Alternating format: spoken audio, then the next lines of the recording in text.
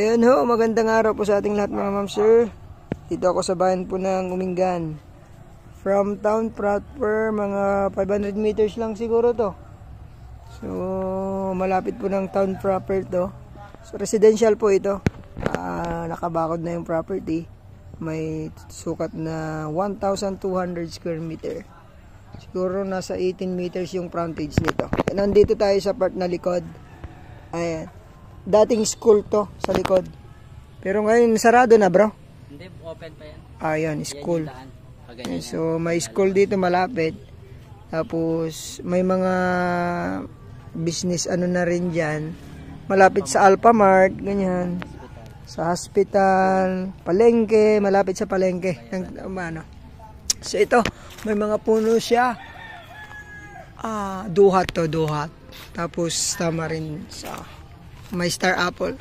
So maganda po itong residential dito, malapit sa bayan.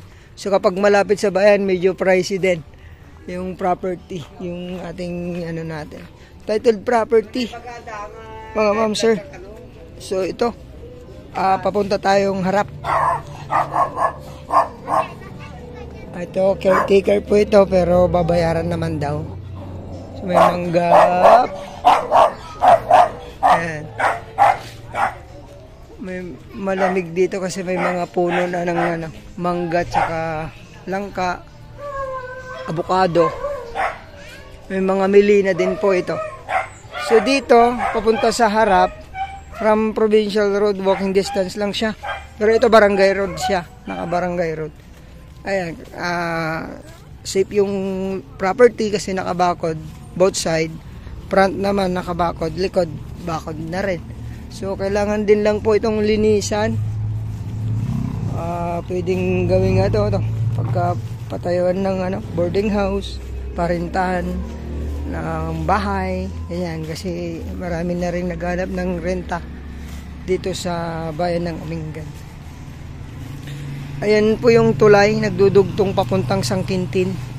Pero ito, barangay road to, papuntang sa iba pong ibang barangay. Ito may nawasa, mayroon na ring internet, mayroon na ring power line sa lugar na to. Ito na po, yan po yung barangay hall, tapos yan na po yung provincial road papuntang Sangkintin. Ito na papuntang Umingan ng town proper. Ayan, nakikita po yung bayan po ng Umingan dito.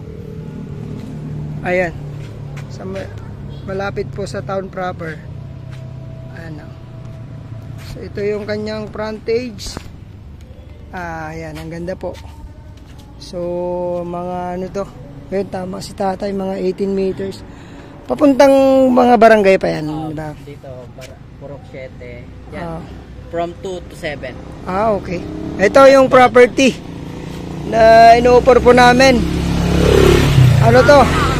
1,200 square meter ang price. 1.5 million negotiable. Ayan. So residential, gawing paupahan sa likod, bahay nyo dito. Ayan, napakagandang property, napakalapit sa bayan. So ayun, maraming salamat po. Ingatan po kayo ng Panginoon. God bless po sa ating lahat.